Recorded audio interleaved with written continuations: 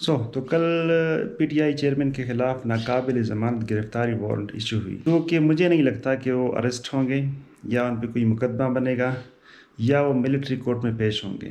جتنے worker arrested ہیں شاید وہ ملٹری کورٹ میں پیش ہو، جو توڑ پھوڑ میں جن لوگوں نے حصہ لیا ہے۔ تو پھر ان سب کا مقصد کیا تھا؟ ان سب کا مقصد یہ تھا کہ پی ٹی آئی کے ووٹ کو کم کر کے جو ایکسپیکٹیشن تھی کہ 75% سے 80% کے ووٹ یا سیٹ یہ پی ٹی آئی لے کے جائے گی، صرف اس کو کم کرنا تھا۔ اب یہ سب کچھ ہونے کے بعد آپ نیوز میں آپ دیکھتے ہوں گے کہ پیپل پارٹی اور مسلم لیگ نون یہ کافی ایکٹیو ہے اور ان کا ووٹ بینک ریسٹور ہو گیا ہے۔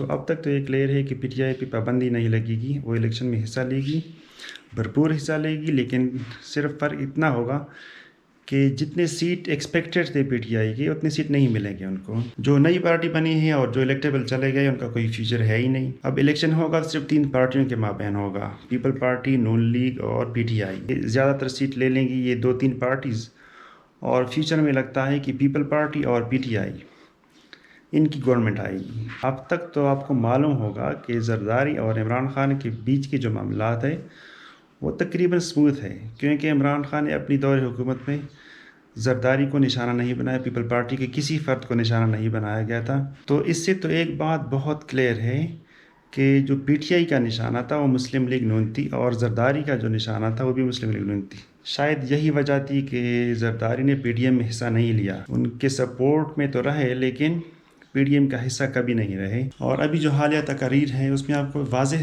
پتہ چلتا ہے کہ وہ پی ڈی ایم کے کتنا مخالف ہے۔ پی ٹی آئی کے دور حکومت میں تو آپ کو پتہ لگا ہوگا کہ پی ٹی آئی حکومت کبھی بھی پیپل پارٹی کے خلاف نہیں گئی۔ تو کیا ان لوگوں نے طے کر لیا تھا کہ جتنے بھی ایکشن ہوں گے، جتنا ہی پروپیگنڈا ہوگا وہ صرف مسلم لیگ نون اور نواز شریف کے خلاف ہوگا؟ مجھے ایسا لگتا ہے کہ یہی پلان تھا جو تقریباً کامیاب ہو گیا ہے۔ اچھا، تو ابھی نیکسٹ کیا ہے؟ نیکسٹ یہ پلان ہے کہ الیکشن ہوگا، ٹائم پہ ہوگا، اکتوبر میں یا نومبر میں ہوگا الیکشن، اور سب پارٹی کو برابر کا حصہ ملے گا، سیٹیں سب کو ملے گی۔ جو مجھے لگتا ہے حکومت بنے گی پی ٹی آئی کی اور پیپل پارٹی کی۔ اب یہ جو گرفتاریاں ہیں یا ملٹری کورٹ ہے، ان کے حق میں کوئی بات نہیں کرتا۔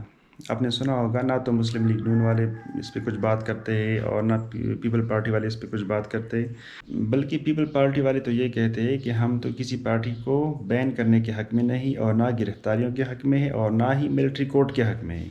مجھے لگتا ہے کہ جو فیوچر آنے والا ہے وہ شاید سیم پولیٹکس ہوگا، کسی ایک پارٹی کو میجورٹی نہیں ملے گی۔ تو میری اپنی ذاتی رائے یہ ہے کہ ملٹری کورٹ میں ٹرائل ہونا چاہیے، جو لوگ گرفتار ہیں، جن کے خلاف ثبوت ہے، ان کے خلاف ایکشن لینا چاہیے، اور سخت ایکشن لینا چاہیے، کیونکہ اب یہ ایک روٹین بن گیا ہے نا۔